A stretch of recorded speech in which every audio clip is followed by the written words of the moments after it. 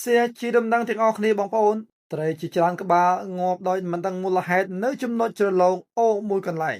ស្ថិតនៅចំណុចជើងភ្នំពីមលោកក្នុងភូមិតានីស្រុកទឹកផុសខេត្តកំពង់ឆ្នាំងកាលពីថ្ងៃទី3ធ្នូឆ្នាំ2025នេះបងប្អូនដែលស្ដាប់មេត្តាជួយ share ចែកចម្លែកឲ្យបានដឹងទៅដល់បងប្អូនយើងនៅមូលដ្ឋាននោះបាទបានជ្រាបទៅដូចជាបងប្អូនយើង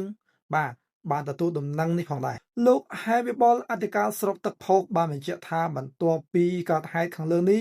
សមាជិកនឹងក្រុមការងារអាជ្ញាធរស្រុករួមទាំងមន្ត្រីបរិស្ថានបានចុះទៅពិនិត្យនៅទីតាំងកើតហេតុខាងលើនេះដោយផ្ទាល់ក្នុងនោះដែរមន្ត្រីបរិស្ថានបានយកទឹកនោះធ្វើជាការពិសោធន៍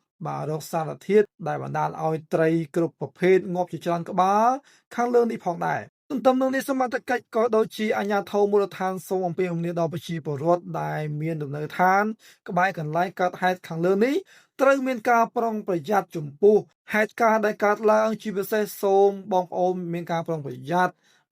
ប្រយ័ត្នកុំបរិភោគទឹកក្នុងជ្រលងអូនៅចំណុចខាងលើនេះនិងមានការប្រុងប្រយ័ត្នចំពោះសត្វពាហនៈផ្សេងៗខ្លាចក្រែងចុះទៅផឹកទឹកបណ្ដាលឲ្យគ្រោះថ្នាក់ជាពិសេសសូមកុំយកត្រីដែលងាប់ទាំងនោះ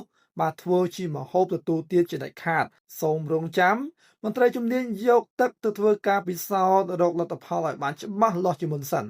អញ្ចឹងបងប្អូនជួយ share ជាបន្តបងប្អូនបាទអញ្ចឹងយើងកំពុងតែយកទឹកហ្នឹងទៅពិសោធន៍បងប្អូនហើយ share ជាបន្តកុំឲ្យបងប្អូនយើងនៅតំបន់នោះយកទឹកនោះមកបរិភោគយកមកស្លោឲ្យកុំប៉ះពាល់បងប្អូនណាហើយជាពិសេសត្រីទោះបីជាត្រីងាប់ទោះបីជាត្រីសងល់មិនដោយកុំប៉ះពាល់អស់បងប្អូនបាទមិនមែនលេងសើចទេបងប្អូនបញ្ជាក់សាមីគឺត្រីជាច្រើនក្បាលនេះគឺងាប់ដោយមិនដឹងមូលហេតុនៅចំណុចជ្រលងអូមួយកន្លែងស្ថិតនៅចំណុចជើងភ្នំពីមលោកភូមិតានីស្រុកទឹកផុសខេត្តកំពង់ឆ្នាំងកាលពីថ្ងៃទី3ខែធ្នូឆ្នាំ